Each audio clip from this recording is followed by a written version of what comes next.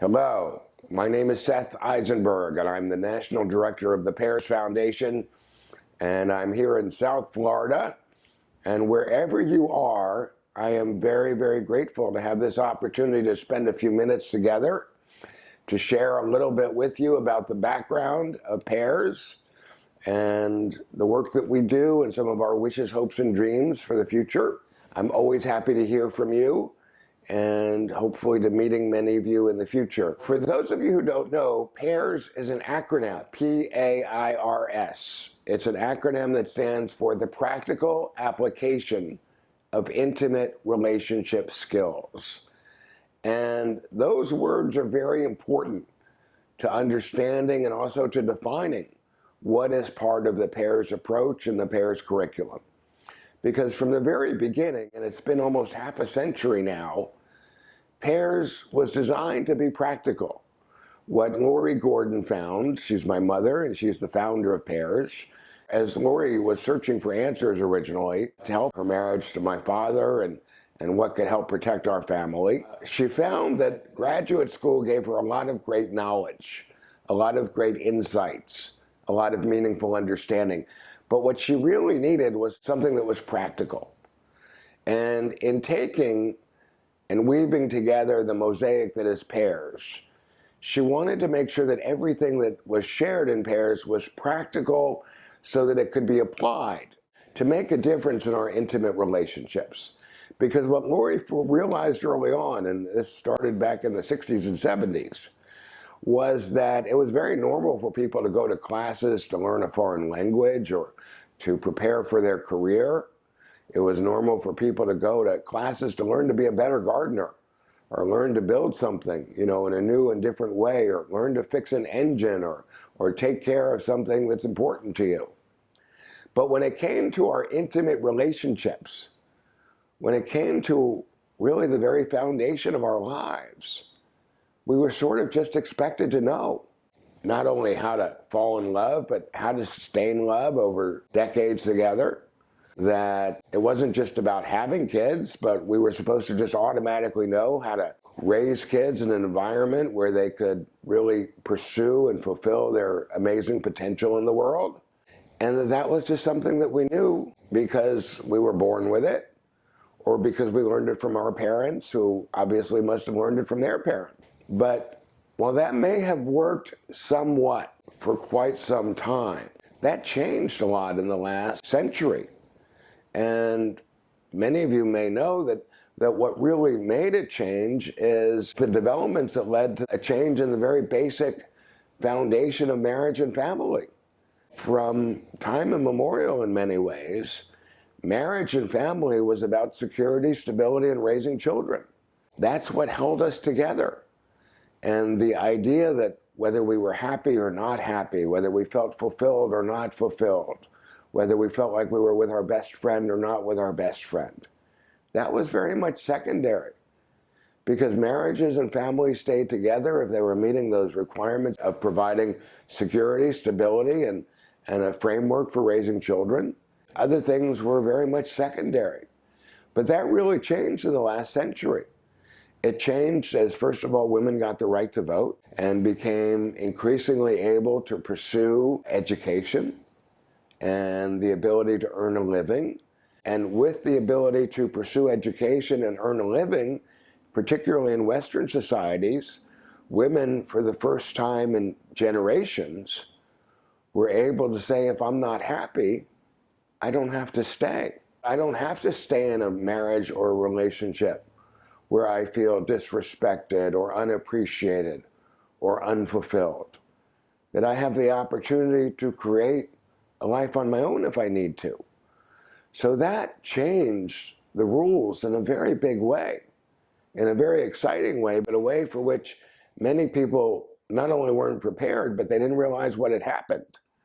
But as that evolved, the basis of marriage and family went from being about security, stability, and raising kids to meeting each other's needs for love and intimacy, that we wanted to be happy together, that we wanted to be with somebody who was our best friend, that the idea of gender roles that might have existed for hundreds of years, maybe even longer, in terms of what the man's role was and what the woman's role was, that suddenly we were creating our own models, home by home, community by community, of what that looked like.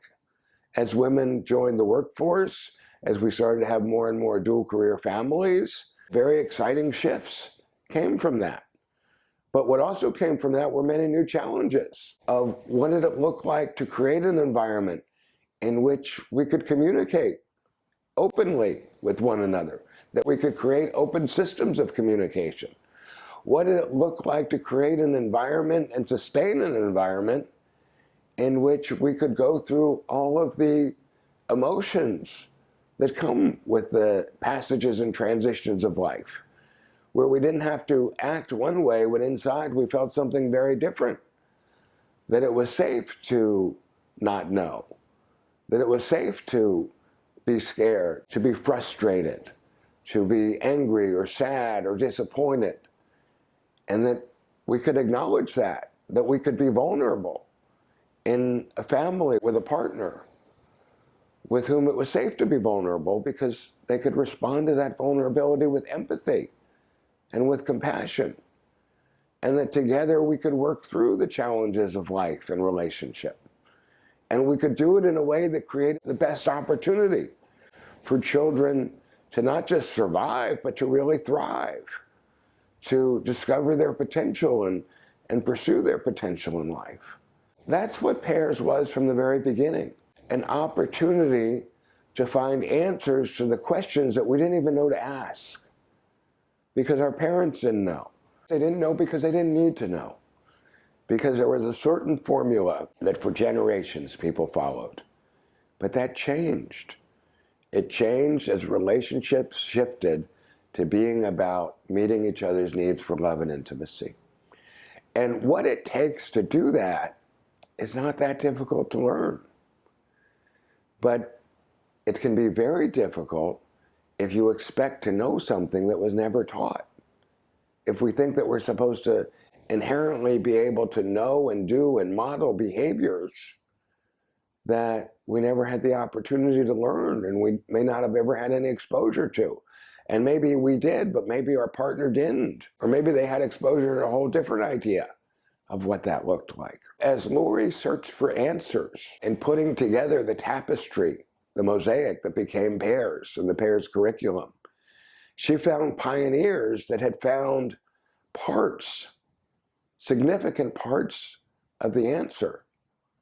And when woven together, it created a new whole that has changed life for many tens of thousands of people over the last half century. Because while Virginia Satir really had a unique understanding of family systems in the new millennia, that what did it look like to create open systems where people could communicate, where we could solve problems, where it was safe to be more fully human with each other. That was pioneering work, and decades later it still remains in many ways ahead of its time. But it was important to also combine that with the work of Daniel Casriel, who was working on emotional intensity and the understanding that many of us go through traumatic, difficult experiences in our lives, and that we can spend our entire lives trying to cover up or hide from or run from or adapt to the feelings that come from those experiences, that can cause distance and disconnection and disease and all kinds of things. Or we can learn to develop comfort with the whole range of feelings and experiences. And we can develop emotional literacy so that it's okay in our closest relationships to feel what we feel, that we can be congruent with each other, and we can level with each other, that we don't have to wear a mask in our closest relationships, that we don't have to act one way when inside we feel something very different. And it was Daniel Casriel's work and experience and exercises on emotional intensity that woven together with Satir's work on family systems and communications and much more, that made it safe to create new models of relationship. But then there were other questions too, such as, what does it look like to fight for a relationship in ways that everybody wins. Because when it comes to love and intimacy, if dealing with conflict and differences means there's one winner and one loser, then ultimately everybody loses. So George Bach's work on creative aggression and how do we navigate the years, decades, lifetime of passages and transitions and challenges of life in ways that we are together, that we can be close to each other, that we can embrace all the similarities, but we can also embrace the awe, complexity, and differences. They're unique to all human relationships. So that became equally important in the mosaic of the pairs approach. And by the end, by the time Laurie had developed pairs as a comprehensive semester-long program, she had integrated the work of perhaps 40 different visionaries and pathfinders from the fields of education, psychology, psychiatry, spirituality, counseling, healthcare, and many areas in between, into a new whole that created possibilities for human connection, for relationship, for happiness, for pleasure, for desire, and for experiences of love that many people have never known were possible. And it's not that it was difficult to learn. That pairs, whether somebody is participating as a youngster in an elementary school program, or as a couple who shared maybe 50 or 60 years of life together, that there's nothing difficult to learn in pairs. It's not difficult to learn the daily temperature reading if somebody shows you. It's not difficult to learn how to express yourself so that you're understood, so that people know what you're asking for, and so that you can get an honest answer to what you want to find out and discover and negotiate where there are areas of difference. There's nothing difficult about it if you have a structure for doing it. That it's not difficult to release strong emotions, to experience feelings such as pain and fear and sadness and anger and disappointment, and to let that flow through us in ways that don't have to hijack us. That instead of sort of getting overwhelmed by those feelings, we can learn to allow those feelings to flow through us, to understand them, to express them constructively and not destructively, in ways that lead to greater understanding and greater closeness and empathy and compassion. That's not difficult. It's not difficult at all. But we just hadn't learned it. But that once we learn skills for being close to each other, for understanding each other, for navigating the very normal passages and transitions of life, for fighting fair with one another, for understanding and surfacing the emotional allergies that we can develop, for knowing the kinds of love knots, the assumptions and expectations that we might have that might be becoming sort of like landmines that blow up and we don't even know they're coming. And how do we avoid that? How do we avoid that not in ways that leave us distant from each other, but in ways that invite opportunities for closeness and connection beyond what many people may have ever known were possible? Increasingly, pairs has developed into very intensive, 9-hour, 12-hour weekend experiences that, while they don't offer all of the answers and all of the questions, it provides a framework for being more fully human in a world with other people who can be more fully human. And that creates new possibilities for how we live together, for how we work together, for how we play together, for how we create together. So as much as I could spend time talking about what pairs is, that would be like talking about swimming or about anything that you really have to experience to know. So what I would like to invite you to do is try on one, maybe two pairs skills, very practical skills to see what it makes possible. And while I could suggest any of dozens to start with, I would suggest you start with the daily temperature reading, which is really about learning what it takes to water the garden of your closest relationship. Just like we wouldn't just throw a seed onto the ground and expect it to grow without getting the nurturing that unique seed needs. The same with relationships. Relationships need intentional, active nurturing and caring. And it very much depends on what we're trying to grow. We wouldn't blame a garden for not growing or a flower for not growing if it didn't get the attention it needed. We wouldn't blame a relationship for not going very well if it didn't get the attention it needed to become what we wanted it to be. So that's very much what the daily temperature reading is. It's training wheels for the areas that can become natural to us in nurturing the garden of the relationships that matter to us. And that may be the relationships we have with who we're married to, with our children, with our parents, with people we work with. We choose. Out of the 7 billion people in life, we each choose which are the relationships that really are meaningful to us. And the second exercise, which I suggest you try, so that you have an opportunity to see what it's like, is called emptying the emotional jug. And the idea of emptying the emotional jug is that there are a lot of rules we might have learned that say, don't let anybody know you're sad, don't be scared, don't be afraid, don't ever act like you don't know what you're doing or you don't understand or you're frustrated, that you always have to be a certain way or act a certain way. That if you were a man or if you were a woman and you behave and act the way you're supposed to, well, you wouldn't be scared or you wouldn't be sad or you wouldn't be confused. But that might work in some environments. That might work when we can go around life wearing masks and pretending. But if you're really human with another person, well, then you know that involves times when we're scared, times when we don't know, times when we're frustrated or angry or disappointed. And in our closest relationships, it has to be safe to have those experiences. Because if we can't, they end up getting bottled up. All that energy can become very destructive. The same experience, the same feelings that can be expressed and shared and confided in ways that bring us much closer to each other.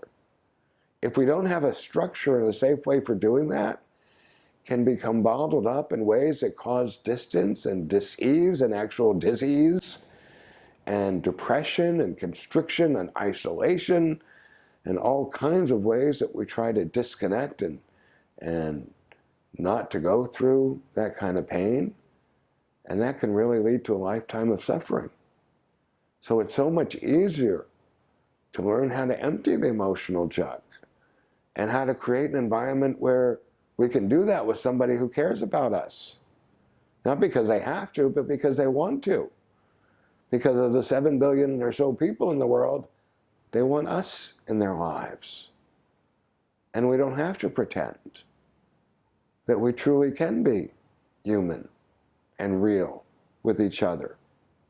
Recognizing that feels and looks different at different times, on different days, at different periods and passages of our lives. And that we can navigate that with humor, with playfulness, with creativity, with intelligence, together, with each other.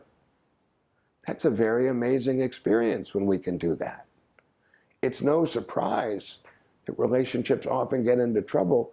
It's not because of bad intentions. We don't marry each other in order to be miserable. We share our lives with each other at home, at work, and many other aspects of life because we have hopes and dreams of how things are going to be. So for many people, pairs has been a roadmap that's been very helpful in terms of the skills, exercises, knowledge, and understandings. So how do we take those intentions and really bring them to life in the world? And how do we do it in a way that they can be resilient? That we can get through the very natural challenges and passages that come with every meaningful life. And I know each of you has a good sense of what some of those transitions and passages are. And that if we're lucky enough to live our lives, we will be lucky enough to discover many more of those passages and transitions. So thank you for taking a few moments, a brief part of your day, to learn more about the possibilities of pairs, about what it means to look at, to embrace, to try on the practical application of intimate relationship skills, to see what's possible when we have that for ourselves, when we can teach that and give that to others so that they have that for themselves. I am grateful for each of you, for your willingness to be detectives on your own behalf, to explore and to see what's possible. I look forward to hearing from you anytime. You can reach me through pairs.com, our website, through our Facebook page where 100,000+ people go regularly to connect with us, which is at the Pairs Foundation on Facebook, or any other way that you'd like to reach out. Thank you very much, and I hope each of you are blessed and guided and protected today and always. Thank you.